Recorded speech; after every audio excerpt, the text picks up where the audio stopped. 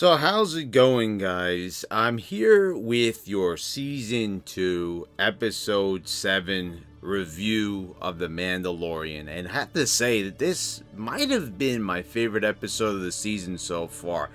There was just so much of a feeling to this episode. There was a lot of action, a lot of drama, and I think it combined all the elements that made the show so great. I thought that they really had a good mixture of things going on here and certain themes that kind of made me stop and think. And so we start off here in the episode and we get a look at a junkyard. And the first thing, I just got finished mere months ago playing Jedi Fallen Order, and this junkyard right here, this labor camp where Mayfield is currently working, I couldn't help but feel that this was like the scrap yard from Jedi Fallen Order. And I don't think without a doubt, I mean, we've seen, the Ord Mantell junkyard and Shadows of the Empire. We've seen junkyards before in Star Wars, but this one, it really made me feel this way with the broken TIE fighters. So, Cara Dune approaches Mayfield and says that they have a job for him. And he comes face to face with Boba Fett and Mando after that whole scuffle that we saw in the first season. Remember that whole thing, how he was betrayed? But now they're going to work together. So, you've got this scenario here going on where you're keeping your enemies closer, so to speak. And he talks about that he needs a terminal because what they want to do, as they explained in the last episode, is use him to find Moff Gideon. He still knows his Imperial protocols. He still knows how to get information from them. So he says he'll need a terminal, and he knows of a nearby base on a nearby planet. And they head off to this planet, and when they land, they find a transport. Mando decides that he wants to go with him to keep an eye on Mayfield. And they gotta wear these stormtrooper outfits. So Mando, of course, has to take off his helmet and put on the stormtrooper's helmet. This is a much different outfit than the normal white stormtrooper outfit. This is sort of like a special type of armor that these transporter troopers wear, and they'll be transporting some dangerous cargo. It's explosive material, and there's other transports that are carrying this, and they need to get it to the base. So Mando goes with them, and on the way we have this really awkward conversation with Mayfield, who's played by Bill Burr, who does an excellent job. I just like this guy's demeanor and everything. I think he's a great character. It's great to see him come back. And he's talking about, when you get desperate, I notice that, you give up your beliefs. Like it's the Mandalorian way. But which one is it? Is it that you're not supposed to remove your helmet? You're not supposed to show your face? And Mando will not respond to this. But it is a really interesting question. And I believe it is really that no one's really supposed to see his face. It's okay for him to take off his helmet, I suppose. He's swapping outfits. But you see, that Mayfield is kind of having a bit of a fun time here with Mando's psyche. He's trying to just kind of find out a little bit about him, get Mando to talk to him. It's like a really awkward but interesting conversation. So on the way, they have to keep this truck at a certain speed because they can't upset their explosive cargo. But of course, we see a bunch of transports getting destroyed. They're blowing up. It's pirates. So now Mando, who doesn't have any of his armor, he doesn't have any of his weapons that he normally would have, he has to fight these pirates because they want to blow these trucks up. I guess because they're encroaching on their land, I had to kind of stop and think for a minute. I was like, I thought maybe they were stealing it, but then I was like, oh, but they're blowing the other trucks up. So there's kind of more, I guess, that they were, kind of just foreign invaders to these aliens that were trying to jump aboard these trucks and blow them sky high, and they're armed to the teeth with thermal detonators. And this is a great fight scene as Mando climbs on top of these trucks, and it's hand-to-hand combat. We're seeing brutal elbows, and he's also not as well protected. He's getting beat up. He's very vulnerable, but also Mando looks really strong in this scene.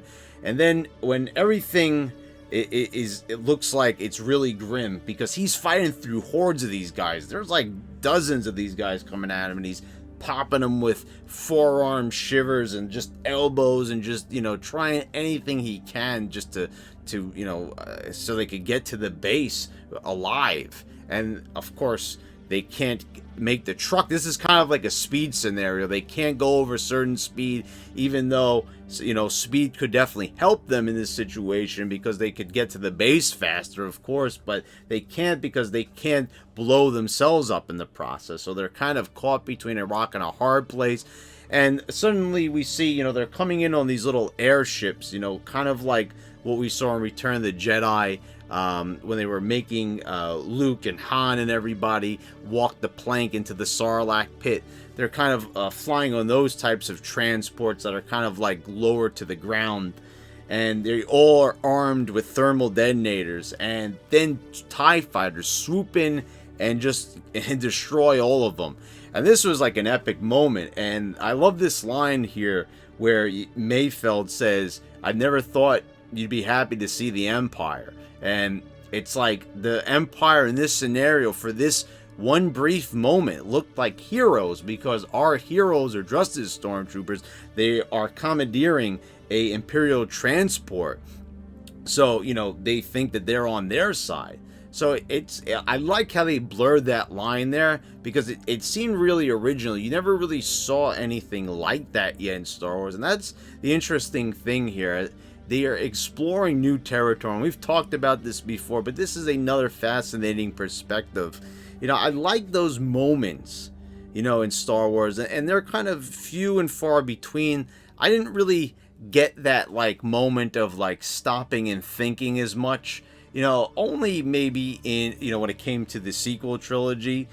And maybe that's in retrospect, like, I'm starting to see the many flaws. Like, I enjoyed a lot of those films, but, like, even going back and watching The Rise of Skywalker, seeing that, like, those movies didn't really make me think as much as the original trilogy and the prequels, which doesn't get enough credit for the psychology and the mythological pathos that those prequels take on. And I've got a whole video where I talk about that, where those films really make you stop and think, and there's parallels between real life and fiction that are just, you know, unavoidable to just get entranced by.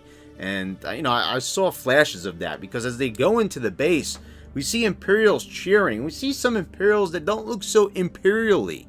You know, there's men and women there, and they're just happy that, like, that their troops survived. And you kind of stop and think, you know, you kind of have to, like, you know, shake your head a bit and collect yourself, because, like, oh, these are the bad guys. They've done terrible things, but there is a bit of, like, sympathy here. You know, you kind of feel like, you know, that these people are happy after so many of their troops die, but you're like, no, these are Imperials. But, like, you know, they look heroic there for one brief moment, and this was a, you know, there wasn't any trick photography there. You know, there wasn't anything CGI'd in there to, like, you know, mess with your eyes. No, it was like they did something psychological. They made the Empire, the Imperials, actually look heroic here for a moment, and I was like, I really like that, like, because the parallels there. It was kind of like in Return of the Jedi, The Last Jedi, where you had that moment. Remember, who was that actor? Remember, he played the scallywag that they met at the casinos. I forget his acting name. Sorry for that, but remember how he talked about, like, the thin lines between good and evil? You know, just choose a side. Remember, because they were like, you had certain, like, bad guys selling to the rebels, and there was, like, that moment where you really stopped and you thought, you know, we're like, are really the rebels really as good as they say, or have they gotten their hands dirty in the past so they can carry out a goal? You know, you still want to cheer for them, but, like, those brief moments where there's gray areas is really interesting to explore in, like, a universe that's as vast as Star Wars. And this might be confusing, this is kind of like some real meta level shit when it comes to Star Wars, and people are probably just like, I want to just enjoy the show for what it was, a little bit of action, a little bit of, science fiction, fantasy, but I enjoy it for more than that, because I feel like there are themes that deserve to be appreciated here. So we see that Mayfeld is going to access the terminal. They find a terminal, but who is sitting right near the terminal at the table talking to other Imperial officers, but one of his former commanding officers, a man by the name of Valen Hess. And this is an actor, a pretty popular character actor by the name of Robert Blake. He was actually the man who killed Bruce Wayne's parents in Batman Begins. He was also in Thor, The Dark World. He's been in a lot of different things, and this guy has such a creepy look to him. He was the perfect pick. So, he wants to get out of there. He's going to be recognized. He has his helmet off. So Mando says, you know what? I'll do it. I'll access the terminal. So, he takes the disc, the memory stick, and he goes to the terminal. And Mayfeld tells him, well, you got to get face scanned. So as he approaches the terminal, he tries to do it without the face scan, and the system is about to get locked out. I like it. It's like a really tense moment, because we see Valen Hess, and he's like very like puzzled. This doesn't look right. He kind of, Mando seems a bit awkward to him. He just never seen him around before. I don't know how you could tell, but there's this tension in the air. And we see Mando, in a panic, takes off his helmet. We see Pedro Pascal for only the second time in this series, because he's got to do the face scan before the terminal locks out. And here we go. Valen Hess sees his face. He doesn't know who he is, because no one's really seen his face except for the droid in the first season, remember? So, this was a moment where, you gasp, because, they didn't get like too willy-nilly with seeing, Mando's face. This is only the second time that we're seeing it, and this is the second season. We saw it all the way back in the first season, so it's like, you stop for a moment, it's a shocking moment, and now a human has laid eyes on him for the first time since he's a child. So, he doesn't know what to do. They're asking for his operating number in a Han Solo-like moment from A New Hope. But then we've got Mayfeld swoops in. He kind of knows the Imperial lingo. He says that there was like a pressure accident and he's hard of hearing, so he can't really hear what Hess is saying. And he invites them over for a drink, because he says, like, you're the only transport that made it through that didn't get blown up. Didn't get blown to smithereens. So they sit down, and Hess is just like the facial expression, the southern accent that he had, like an old general that's just been through so much.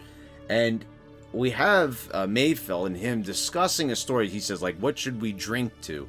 And you have Mayfeld, who brings up an old battle, something that's been weighing on his mind, you could tell, for years and years, maybe, for a decade or two, about making tough decisions. He brings up an old battle, and he says, like, how many men who died, comrades of his, friends, brothers in arms. And Hess kind of makes light of it. He said it was for the greater good. He says, he didn't want to make those decisions, but in the end, he feels that it was, in the Empire's best interest, those men had to die. And you could just see how Mayfeld, this is not sitting well with him. He can't stand that he has this take.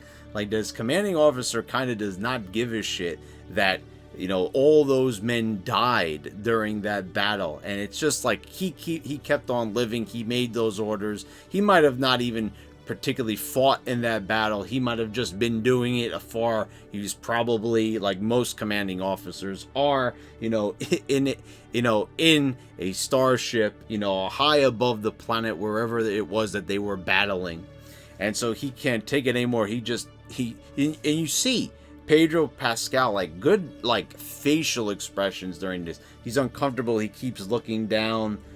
He's looking at Mayfeld. He looks at Hess, and then Mayfeld just takes out a blaster and shoots him as the conversation is reaching like a fever pitch. But at the same time, Hess is kind of like, just kind of laid back, not really raising his voice, but you could still feel this tension in the air. It didn't feel contrived. It didn't feel overacted or put on. It was just a very very natural feeling, sense of tension going on here. So they have to battle their way out of this. They climb out a window. We've got blaster bolts flying from every which direction. They climb out the window, and this right here really reminded me of Kashyyyk from Jedi Fallen Order again. These waterfalls, just everything built up really high. We see troopers just falling to their ultimate demise into the water below. We've got Fennec and Cara Dune just sniping at them. Boba comes in the Slave One, and we see some of that Attack of the Clones, that great seismic charges thing, that thing, which I absolutely love the sound effect on that. Still to this day, just like probably one of my favorite Star Wars sound effects. There's just something about that. So they get out of this messy situation, and they decide to let Mayfeld go. Just as they're getting away in the Slave One, they jump into the Slave One. He takes a sniper and shoots that chemical compound that they were transporting, and it blows up a good portion of the base. And, this is like the moment where Mayfeld, who was like a despicable character in the first season, so much so that, he became a prisoner of the New Republic. He's doing hard labor, but now he's become somewhat of a hero. He helped them out of a jam. They're going to find Gideon, because of Mayfeld's help in the end. And, this was a great, character building episode. There was a lot of tension, a lot of action. The fight on the truck, of course, was just awesome to see. And then we see Mando has a holographic message for Gideon that he's coming for him. He's coming, Grogu. And this leads into the season finale that we are going to be seeing next week, which is episode 8.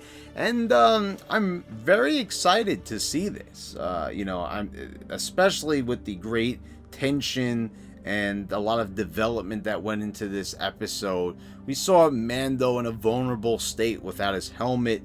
That Mayfeld has seen what he looks like. I don't think anything's gonna come of that, but you never know.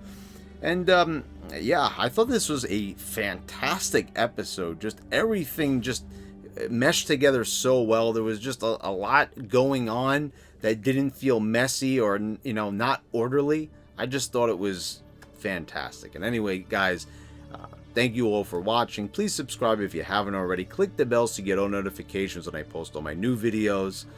And I want to thank all my patrons for your continued support. And I'll see you next time.